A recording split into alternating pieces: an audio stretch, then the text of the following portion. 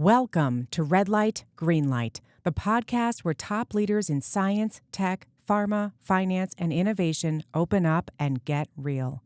You are in the right place.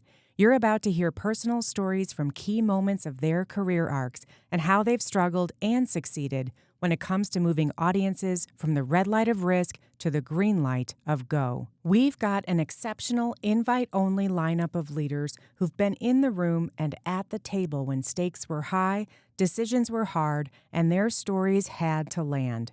From the virtual room to the boardroom, they share what worked, what didn't, and how they paved a path to green lights by communicating authentically through strategic stories. I want to thank you for joining me today. Let's jump in.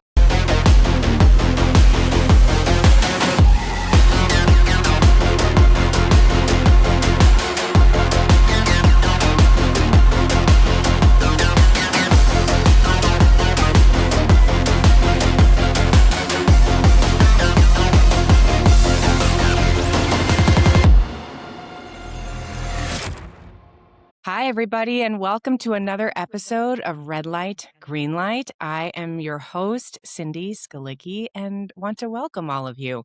Every week, we bring to you a guest in the lanes of science, technology, innovation, and we talk storytelling. And today, I'm really looking forward to introducing all of you to Lemon Williams. Lemon, welcome to the show. Hi, Cindy. It's great to be with you, Lemon. Let me give a quick couple sentences of intro, but I am very excited about our conversation today, and I think it's going to be of a lot of interest to all of our listeners. Everybody, Lemon is a cybersecurity executive and consultant whose career has taken him from energy trading floors, which is super interesting, to technology leadership roles, serving organizations in energy, healthcare, and critical infrastructure. So my tee up, Lemon, is that when I was looking through our notes, I was thinking back to my early days, okay, when I was first in my career as a low-level executive. It was at BBDO Chicago in Michigan, on Michigan Avenue in Chicago. And I'd call my IT person and I'd say, I can't get in or do this, or I need help with that. And someone would walk up to my office and sit down next to me and help me figure out my thing. And that was basically my interaction with Right. with that kind of department, if you will, which is what it was, right? A Mhm. department, a dedicated kind of office. You and I had a great conversation about how different things are now. I mean, 20 years later or more, it's not like that anymore. So maybe tell us about your entry into the field, and then we'll get into Mhm. how things have changed. It's changed a little bit, and it's probably changed most rapidly in the last few years. Hmm. But in a lot of ways, that's generally how people see IT. That's how Hmm. you're interacting with your technology team is I need a piece of software, my password, Yeah. that sort of thing. And so where I came in at is I actually came from the business side. Okay. I came in as being an energy trader. I was Yeah. down in Houston, Texas. Okay. We were trading oil, gas, and kind of energy commodities. We were actually trading electricity, power on trade floors. And at that time, this was late 90s, Okay. early 2000s. Okay. Um, that was a really rapid growth time for that industry, and Hmm. technology needed to keep up because, Hmm. the financial systems were being adapted for energy commodities, which is a little bit different than, say, Wall Street, and a little Yep. bit different either than other commodities. So you Hmm. take electricity, for instance, can't really store it or put it in a barrel. So it just has different kind of parameters to it. Right. And so there was also a need for there to be technology systems and suites and software that could manage it, account for it, do these things. So we had a lot of customization on things that we were doing. Hmm. And we basically had that language barrier that still exists a lot to this day where tech people and people that need to solve a business problem don't necessarily speak in the same language. Right. We there's a Right. little bit of a divide, Yes. and that can be difficult Yeah. because there can be like a lack of clarity. There can be things that get lost in translation Mhm. of what you need something to do and how this person perceives what you're asking them to do and Yeah. what the user experience is on that. Yes. So I kind of came in from the back end where we were having that issue. Mhm. The systems kind of weren't doing what we needed them to do. On the trade floor, we were kind of resorting to sort of homemade solutions, side sort of spreadsheets, rudimentary things to get by. Mhm. And ultimately, I started talking to the IT team. It's like, Okay. here's a little thing that I built. Can we kind of, make this just a little bit friendlier, Mhm. look a little bit nicer? Can it be so that everyone can use it? Well, that got a little bit of attention, Yeah. and Innovating in um, the I, space. they Right? were like, do that again because Yeah. they're like, how did you talk to them? How did you make them you do what you want? It's like, well, I know a little bit about technology. I know a little bit about what we're doing here. I'm trying to translate.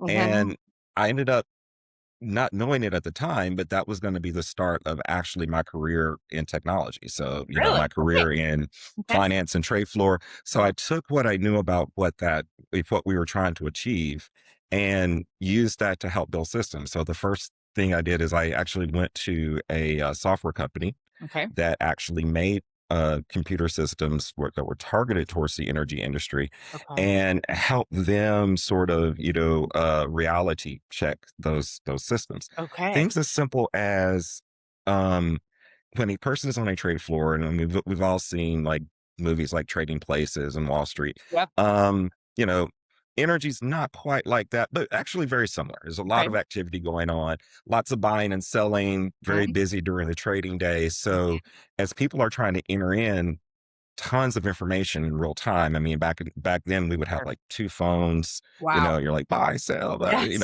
and you're doing this. Just even the way the systems are laid out, like if you have to enter in this and then you have to enter in this and say, well, Yeah. 20 with this company, 300 with this company. If you have like too many tabs or too many just places to go, it was like, well, technically everything's here. You've got technically all Yep. the stuff on the screen, but when a person's actually doing this, the user, so the Yep. software developer, the IT person is like, okay, it's Yeah. there. Yep. Of One, course. two, three, four, Mhm. five, six. And I'm like, yeah, but actually the way we enter it in is this. So it's like if you just move this over here, move this over here, put this button down here, that's going to be a lot quicker. So just Okay. sometimes it was just little things like that that were Like more sort of UX, like UI, ergonomic. right? User Right. interface, user experience. Yeah. And like Right. don't add too many zeros by mistake or not enough, right?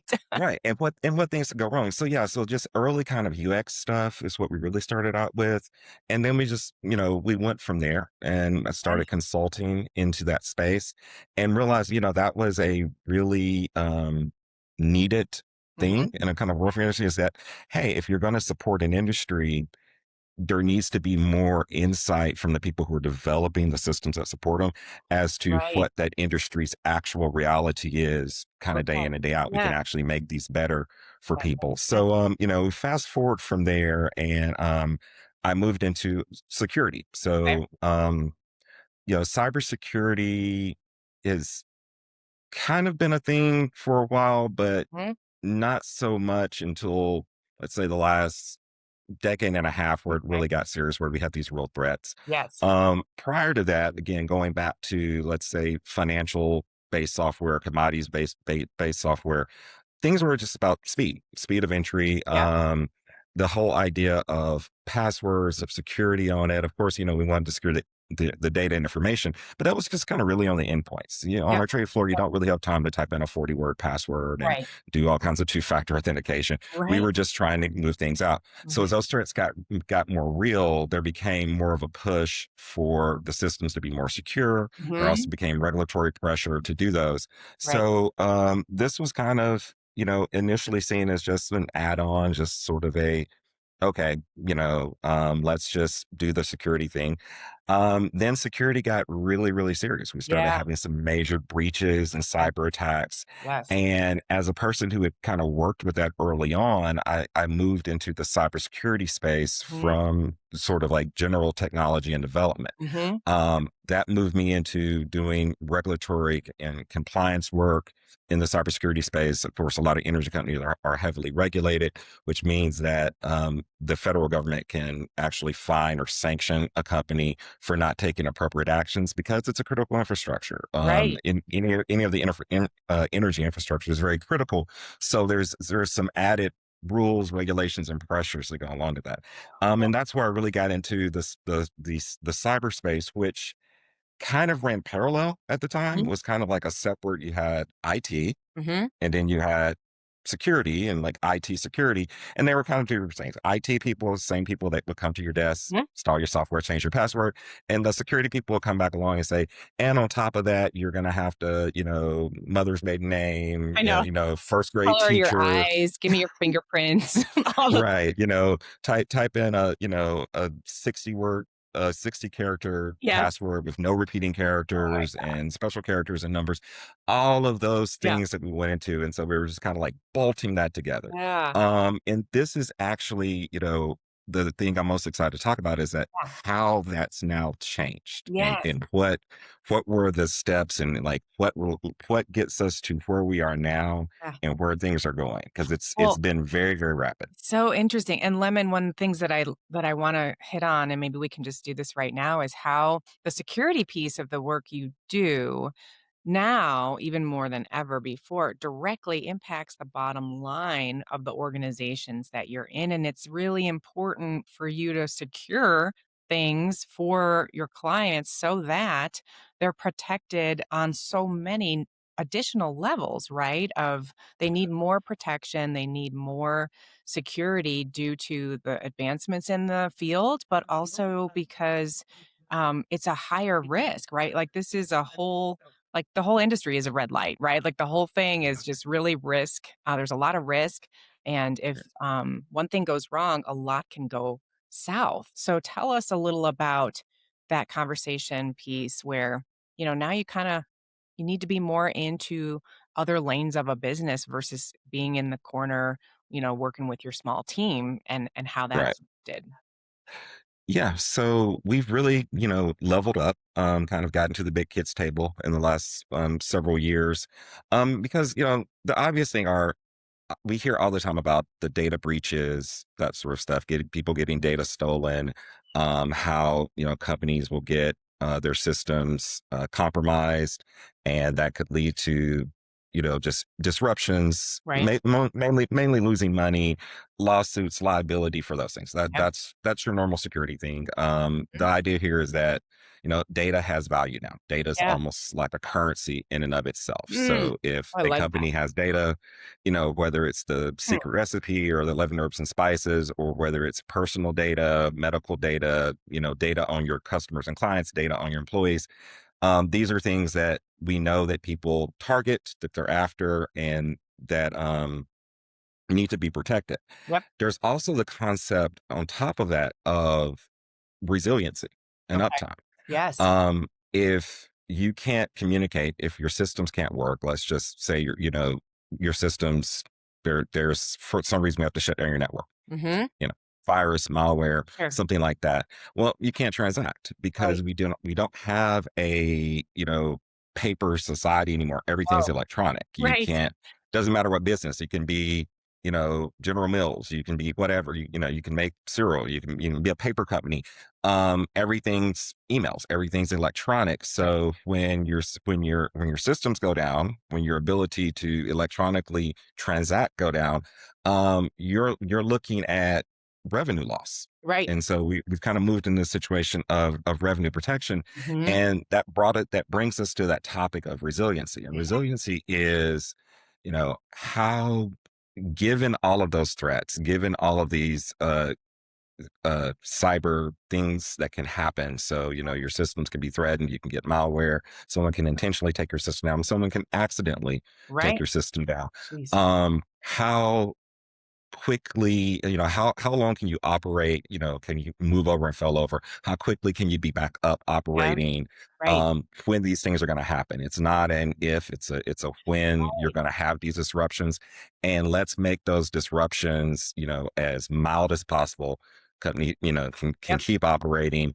And if we do have any downtime, we want to make that downtime minimal. So what Yes. that did is that it changes the conversation a little bit, Mhm. where the exact thing you said at the beginning, we're used to seeing our technology teams when something is going wrong, Right. when something's not working. Right. And that's their perceived value. The perceived value is, hey, my computer's not working. Mhm. Somebody Yeah. comes, Help. they type in a few things, they fix it, and then your computer's working again. It's like, great. Um, what we figure out now is that that paradigm's kind of all wrong. Mhm. If you're seeing your IT people, if they're fixing problems, Mhm. if you're seeing them too often, then we've got bad processes, because Okay. our job isn't to fix the things that are down. Our job is to prevent Yeah. those things from going down. Right. We're, Okay. we're not, we should be responsible for the uptime. 100% of the uptime. We should be responsible for the 99.9% of the time that you're not having a problem. And Yeah. that should be our focus. And that's Like what we're doing. like a When secret when service. Like, something president did broke, not die today, right? This is good. right. Like, we got our job. Exactly. And but that's it. I mean, and I've said that. It was like, hey, when I was working jobs like as a CISO, and I went back to industry and was working, was like, I would come up to executives and it's like, having computer problems today? Anything go down? No. You're welcome. You're welcome. You're you're welcome. Yeah, because that's actually That's what we fantastic. do. Yes. Because when things are broken, it means that we didn't anticipate things, we didn't harden the systems, we didn't make it Yeah. user friendly enough. And whether it's something where, oh, you forgot your password, Yeah. well, what's probably a better use of time than someone coming out and to is let's just like give you a link where you can change it yourself and or whatever, because that's a lot easier. It's quicker on you. It doesn't require a phone Faster. call Yeah. or a ticket. Right. We should be making things more frictionless that way. Mhm. Or we should be looking at the root cause analysis of the common things that are happening and prevent more of those things from happening instead of doing that work. And so this has been sort of a shift is what's Yeah. going on. Sure. It hasn't been the smoothest shift, but it's been a necessary shift. It's been Mhm. a shift to how are we looking at what our value is. If our value to the company, to whatever company we have, Yep. needs to be to make sure that company can operate as smoothly as possible, as efficiently as possible. Everybody there can be as productive as possible and Mhm. have as few hangups as possible. And since they're dependent on technology to do their job, Yeah. then the technology needs to be as smooth as Mhm. possible. It needs to anticipate what they do. It needs to be able to operate as fast as Mhm. they're Mhm. needing to operate, as they're capable of operating, and just and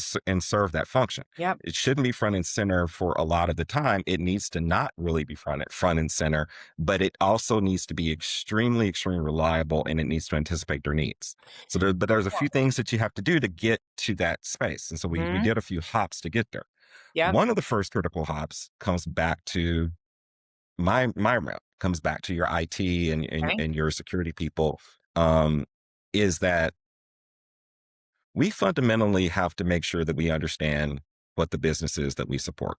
Yeah, say more about this because it wasn't always like that, is what you said to No, me earlier, right? It was like, I don't know if they make donuts or, gas tanks. Like, what or is yeah, doesn't matter to me. I'm just right. fix the IT. So tell It's us like how right. that changed. Yeah.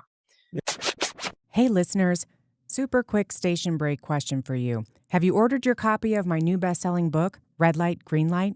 Grab your copy today at onpoint-communications.com/book. And now, back to the show. You know, well, a lot of times we ended up with people that the IT department was staffed by people that fit a bill, Mhm. and then there was a general profile. Okay. Everyone hires onto a company. You get an email, you get a computer, you get a set of software, and you just go. And that's how they looked at it. And then all the other strategic financial decisions, revenue enhancing decisions of the company were made through the different departments. Your finance department, your accounting department, your operations Right. department, design, engineering departments were doing those things. And so, you know, we just sort of became generalists. Yep. We Right. became people where if whatever company, this tire company over here and this soup company over here, we're all using the same software. We're all using the Mhm. same type of computer. So it's like if I know how to hit Control Alt Delete, I'm it good. doesn't matter whether I'm Right. doing it for this industry or that industry Right. because that's all you're asking of me. Mhm. So the first kind of like it's like, wait, um, the systems that are being used are roughly the same, but the operations and the purpose is going to be vastly different. Yeah. So first thing is how does this company make money? Mhm. I mean, I can, if you're a system admin, if you are an IT person, you can be a very highly trained, Sure. highly talented IT person, Yeah. but you can do that IT work basically anywhere. Mhm. The thing that needs to the color it is that how does this company actually make money? What are the pain points? When do they operate? So you can be a little bit more custom tailored to Yes. actually what they're doing. So the first thing is that let's understand that. Let's understand where the revenue of the company comes from, Mhm. and let's ask those questions, and let's make sure that we're answering the right questions. As well, how can we address what's most important to you? Yeah, Is it most prioritize. important that the internet, yeah, Mhm. that what you do? So, I mean, it's kind of a basic question, but it's Yeah. one that we didn't ask for a long time. Is Right. that who do we work for? And the places we work for, what do they what do they value? Do the things does it need to be fast? Does it need to be reliable? Does it need to be, transparent? Does it need is it more data intensive? Is it more of a calculation or process intensive thing? Sure. What are you doing? Is it a bakery or a bank? They're Right. both important. I They're agree. both paying Very paying our different. they're both paying our bills. So, that was one conversation. But then when we started to open that door to that conversation, we realized something else is that we also weren't being utilized because Mhm. there's a lot of questions we could answer if we were just asked or if we were tasked for it. You're at the And table. unfortunately, where Yeah. that gets you, Mhm. yeah, and that gets you to where, this might be a tad of a little bit of an exaggeration, but Okay. it's like taking like, a Navy SEAL or an Army Ranger and then tasking them with being a crossing guard. Okay. Because you have Nice. these people who Yeah. can solve problems for you, who can Yeah. make things much easier if they're allowed to understand those processes. So, Exactly. one of those changes is like, let's go and walk the hall. Let's do some Yeah. cross training. Let's make sure that the people that are supporting the technology actually understand operations and actually gone out and shadowed and walked a day in the life of what this business does, whether it's in the field or in the office, and actually sees what people are doing day to day. Because 10 times out of 10, there's going to be a light bulb moment. There's Yeah. going to be a, Oh, sure. Something's I gonna come didn't up. know you were doing that. Mhm. Right. There's a much easier way to do that. Or if I knew you were doing that, I Mhm. would have, made different decisions. Sure. Let me go back and see, if I can fix that for you or if I can make that Right. run faster for you. I just didn't have any idea. Right. And once that happens, you start seeing more of this influx of, well, Mhm. what about this? What about that? I have a consulting background. And so, when I came back to industry, I kind of brought that with me and Mhm. saying, well, if I'm going to lead an IT team, I still want us to be internal consultants. I want us Yeah. to actually be fixers, efficiency experts, problem solvers, and go out and actually figure out what's solving those problems. Because revenue protection, making lives more productive for people that are using technology, um, it's very important. It's the biggest return on investment that you can have because if you're investing in a piece of software and software, it gets lost in the bundle, but technology is one of the most expensive expenditures that a company makes. Absolutely. It just seems ubiquitous because, well, sure, everybody has email, everybody has a laptop, everybody has, the email system and the access to, this software, that software. You don't think about it because it's so ubiquitous, but licensings are Sure. reoccurring. Yes. There's all a of that lot. hardware, all of Yes. those, Yes. servers or cloud Right. resources or the laptop that you take them, it's a huge investment. Mhm. Right. Why are you only using a percentage of it? So Right. if we have a piece of software, if we're issuing everyone technology and licenses to use technology, and we're seeing that we're only using 25-30% of Yeah. what this technology can do Right. that we're paying for. And because we're not making the other available, or we're just not doing a good job of communicating or training, or We're just educating. Right. Mhm. understanding how this could help people out, we still Right. have people that are spending all their days doing things, cutting and pasting things, moving things around, Oh my god. um, you Right. know, that, oh, we have the thing that can do that.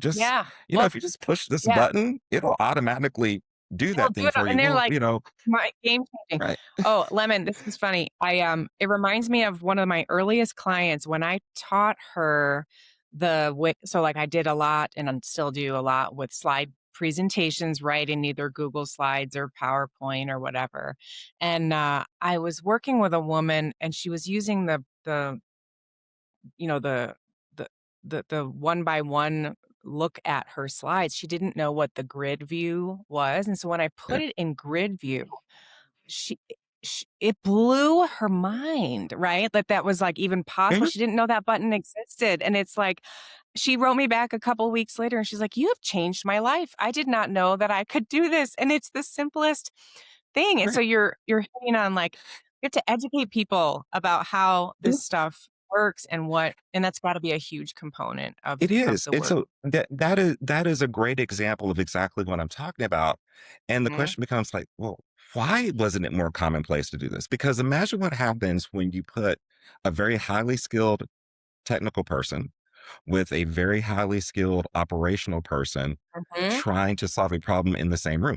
Why were we operating different rooms? Like you said, that IT person just came from some, It, like, some door appeared appeared out of the wall and just, on a well, cloud. wouldn't a better use of our day been have been, we should be up here with you. We should be Yeah, sitting there watching what you're doing, yeah, because again, there's so many of those synergies that you're going to find over and over again to just make things a lot more productive for everybody. And right. it really helps us accentuate what we're doing. Now, Yeah, there's a couple more ingredients that go into that, sure. however. The first is, to do that, we've got to clear up some time. And we've got to find a Yes, way for IT to be a little bit more productive. This yes, is where some of the new technologies like AI come in. yes. Um, like, as I was saying, that if we're doing a lot of tickets, if we're doing a lot of Fixing. fixes, if Mhm. something's breaking, Right. every 2 hours, or say, every user, every employee is having the same issue with the same thing, Mhm. we need to actually get that under control, because a Yes. big part of IT is that support. And that support Mhm. is always going to be necessary. It's Sure. always going to be, we're going to have to, pick up the phone or see a ticket Yep. and come and fix something. All we can do is try to minimize that, but we can't abandon that Mhm. altogether. Right. So as much as I want, the IT teams to start, working on more innovative things, Mhm. working on kind of taking things to that next level, we've got to do something with that baseline. So Mhm. we can take it down as much as we can with trying to minimize those things. The Mhm. other thing we can use is that we can use AI. Yeah, We can absolutely. use All the AI time. How do I as, fix you this? know, a Mhm. a lot of AI, automation is one Yep. of those things, and people have mixed feelings about it, but it really helps this cause. And again, what I've learned in technology is you've got to take advantage of the resources that you have, the technologies that are there. If you're Mhm. not taking advantage of it, your competitors will, your Right. competition will Sure. absolutely take advantage of those things if Mhm. you're not taking advantage of them. Right. So, there's a need to. And then some of the things that AI can do is that AI can do a lot of that, what we call level one tech support. Those Okay. things where you call in and you say, well, how do I don't have access to this, or, Right. I'm locked out of this. These are things that we can employ for Mhm. pennies Sure. that can clear up a lot of that work. So you Right. take a person, again, that's trained and skilled, but they were spending a lot of their days handling essentially lower value tasks, Mhm. Right. necessary but lower value tasks. Now you can free up that time what you're doing is you're not replacing a person. Mhm. You're allowing them to spend more time on a much higher value, more Right. innovative, more integrated into the company activities. And that's a good thing. So these are one of the ways that we're trying to even that out so that we have more time to Mm. actually solve those pertinent problems. Because if we're spending too much time on some of these lower value activities, some of these kind of routine things, Right. there's less and less time for us to do that. And Right. that's kind of been the trap. So one, we've had to open that up. Right. So that's been a big one. Sure. The other big thing is that, okay, great. We've got a lot of attention now. You start to see IT and IT security Yep. on the agendas. You Mhm. have the Yes. attention of the C-suite, you even have the attention of the board. Right.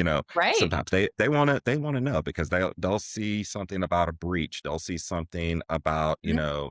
a company getting compromised or Yep. technology, or they'll want to make sure that the latest technology is being used.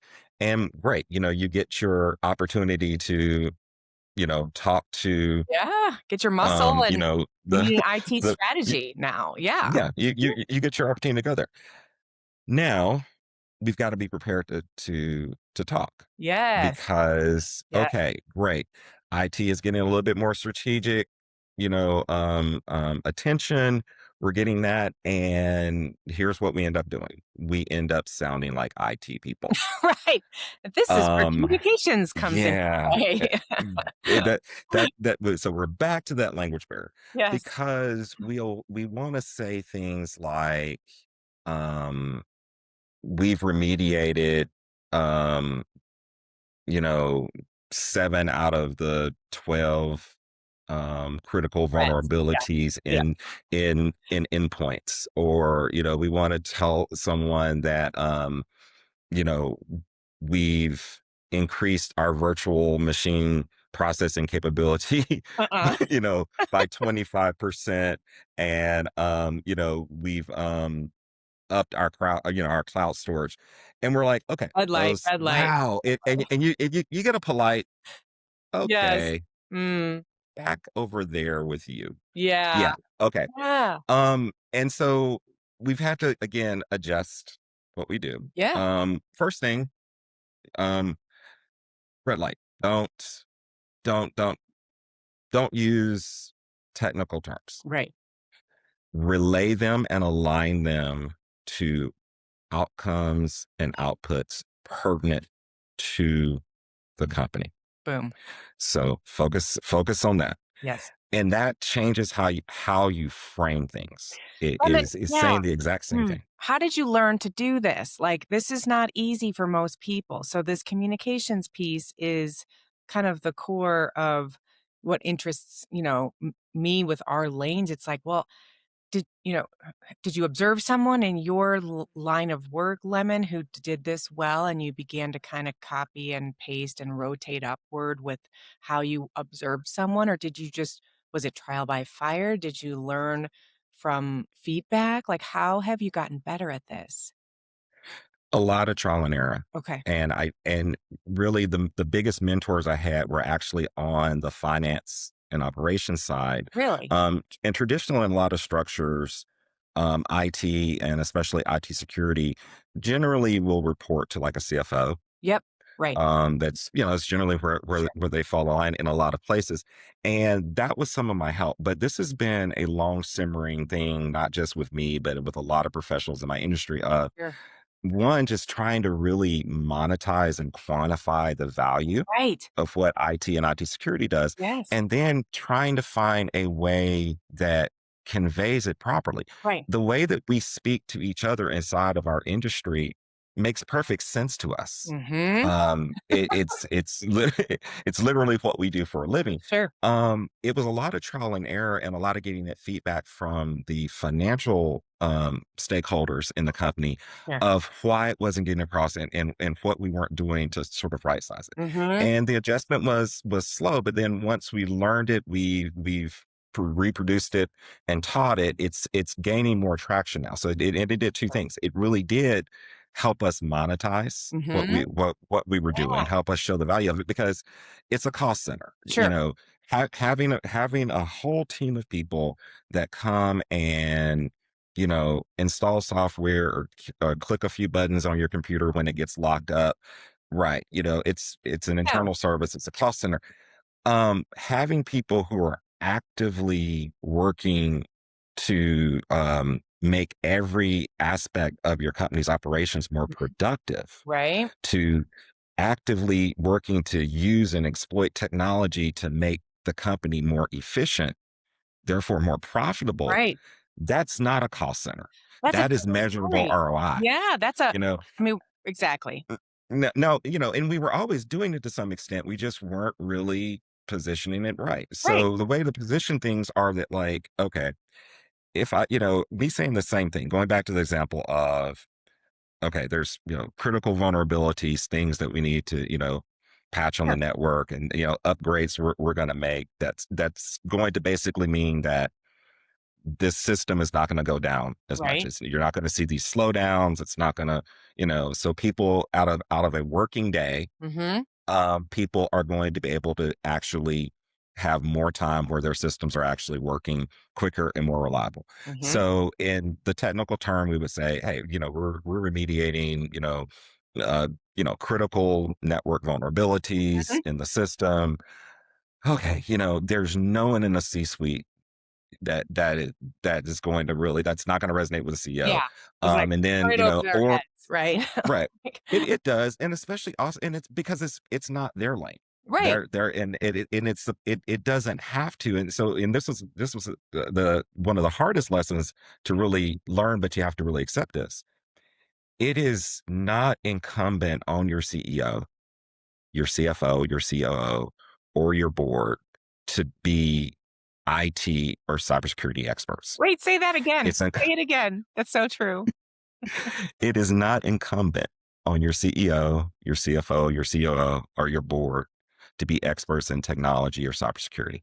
Yes, exactly. It's your job, friends, to get the To storyline it's across, it, right? It's our job as the speaker to make sure that what we say is right, going to be received in language and terms and value that they understand. And so when we exactly. sit in their seats, yes, this is the It's crux. incumbent on the communicator. Yes, yes, And if you really have, because you have to understand, they have a lot of other things that they are responsible for, that they're trying to do, and they're there for the overall right, operations of it. right. So it's a little humbling because sometimes Yeah, we can be a little arrogant. It's like, well, why don't you understand? right.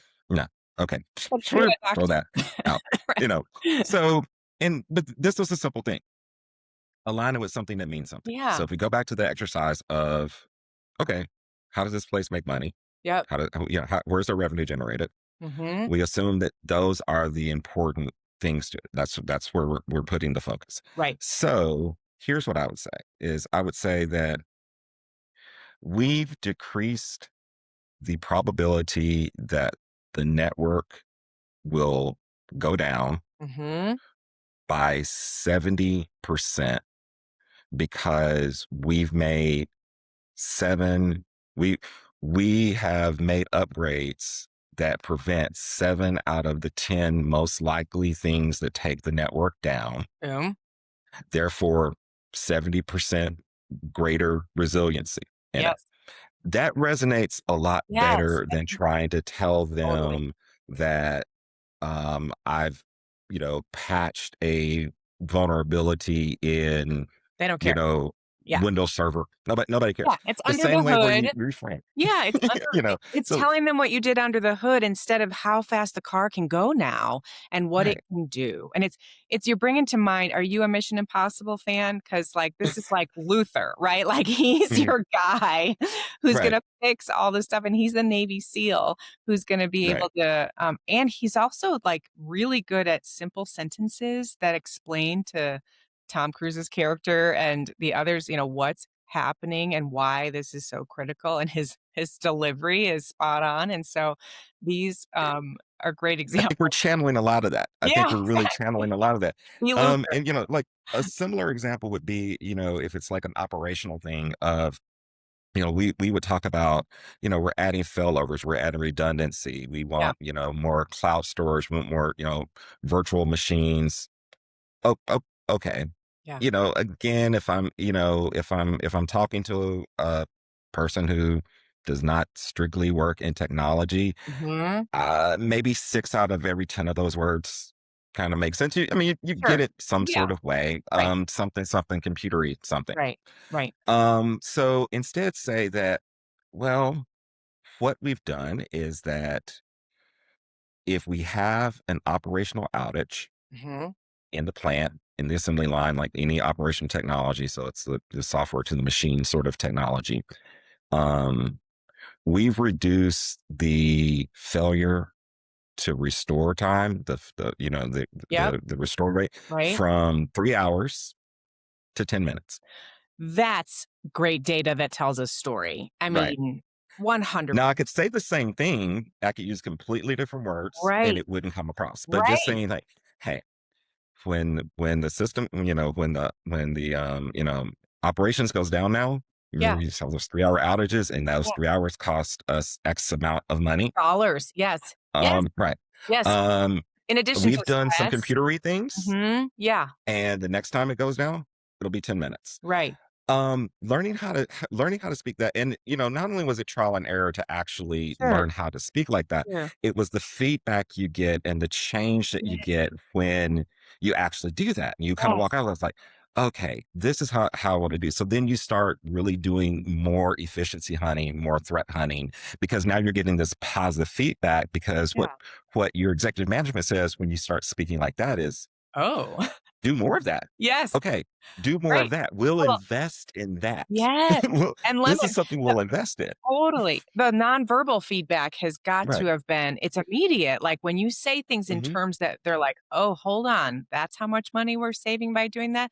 Like, the feeling in the room or virtual room, it changes Mhm. immediately where they're leaning in, like, you can see the change with the nonverbal communication feedback Right. coming at you. So So, instead of saying you want X dollars for, a network attached backup server, right? yeah. Right. Say, Right. no, I want X amount of money to make sure that systems restore in 70% less time. Yeah.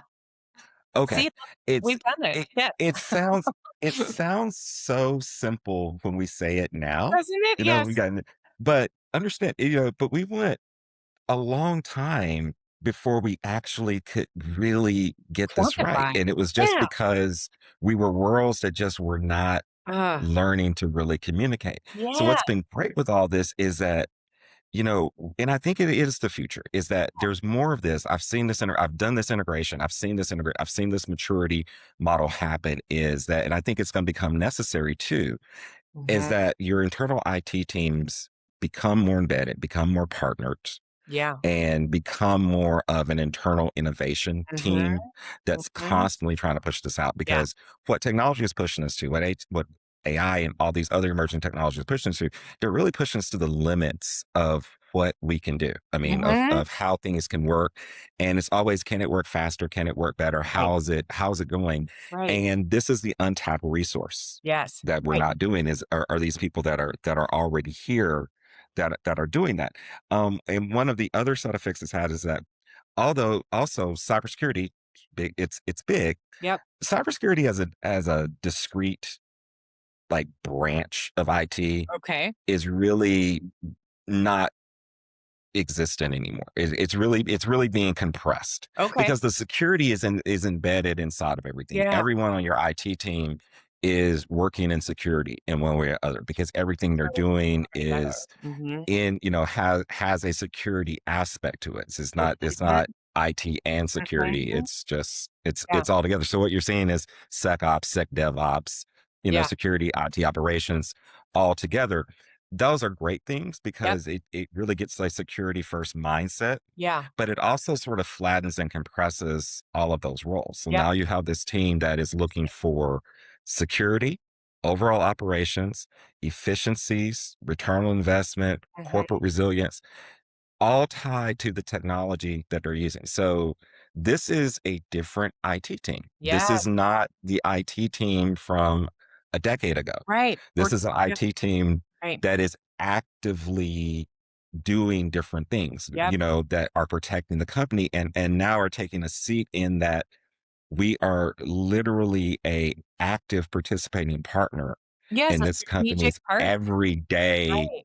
operations and Yes. success. Yes. So, it's a great evolution, and I Yes. don't see that evolution changing, Right. but it changes a lot of things. It changes it changes how we have to talk, how we have to communicate, how we operate, what we're looking at day to day. Right. So there's some retraining. The Mhm. retraining Sure. for the IT people is kind of on the business side of us Right. understanding more of that, being more open to those things and that technology. Yeah. Training on the company side and the business unit side Yep. is to understand that these people in your IT team are functioning as your resident subject matter experts, Yes. as they Mhm. can make anything happen. They're 100% efficiency. Yes. So when you engage them on a problem that you're having Mhm. internally, they're looking at it from the cost effective standpoint. They're looking at it from a secure solution. Really important when we start talking about things like AI. Right. They're looking at security aspect, the cost efficiency aspect, the resiliency aspect, the user experience aspect, all at once. And this, Mhm. and so it's a completely comprehensive Holistic. conversation Right. Yeah. Right. that's starting to really come together. And Yeah. the difference is, there's always been outside consultancies that have kind of touched on these topics. What I'm talking about is that base internal Yeah. to the company Foundation. IT group Mhm. filling in that role Yeah. because of the efficiencies that are being created and because of the need for us to just level up our internal game. Yeah. Love that. Quick station break, listeners. If your team is ready to level up its strategic storytelling, I would love to meet you and hear your story. Shoot me a connection request at LinkedIn or via email, and we'll set up time to chat. Now, back to the show. Lemon, this has been such a great conversation. I have one more question, but this has been really interesting. It's almost been like a history of, some of the IT and cybersecurity, um, s- you know, s- um, waves that have been going on since you entered the field in the 90s. Where do you all gather now to learn more of these things? Are there some conferences that you like won't miss, or where do you find your people and trade amongst yourselves what's happening and what trends are being set and how to think better, communicate better, and learn? So RSA Okay. and is in San Francisco is usually one of the biggest conferences for IT and IT security. Okay. So that's good. Black Hat as well are two of our biggest industry Cool. conferences, Okay. and there's a lot of online communities. There's a lot of communities in LinkedIn where we talk about things, Yeah. and it really does take a lot of networking. What's the greatest thing about it is when you find these security conferences. Also, I'll mention for those my friends in the energy sector, there's GridSecCon, which Okay. is the energy power grid security conference. Okay.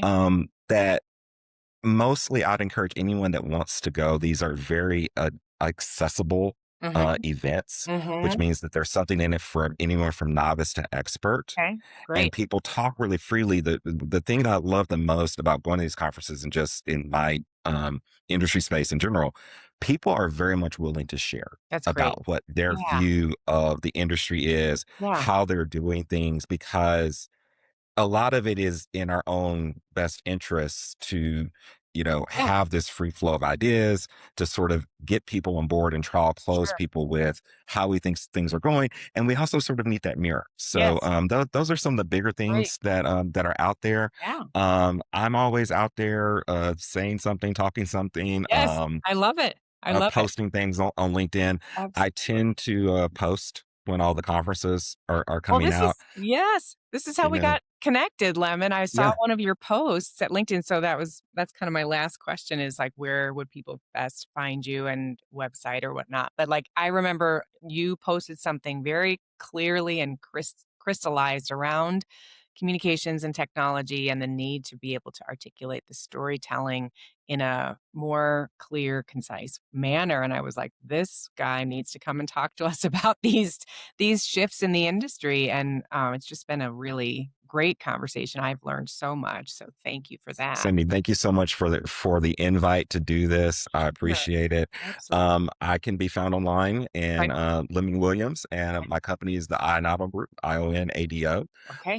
Also online at inado.com and on pretty much every social media Okay. in existence. Super. If I know one tomorrow, I'll probably put one on there too. There you go. Well, yeah, we'll be able to share this episode and the shorts of this for sure. And folks, if you're listening and want to reach out and learn from Lemon and get some of his best practices or just meet up with him at a conference, make sure to send him an invite and let him know you heard about it through our podcast here today. Thanks, Lemon.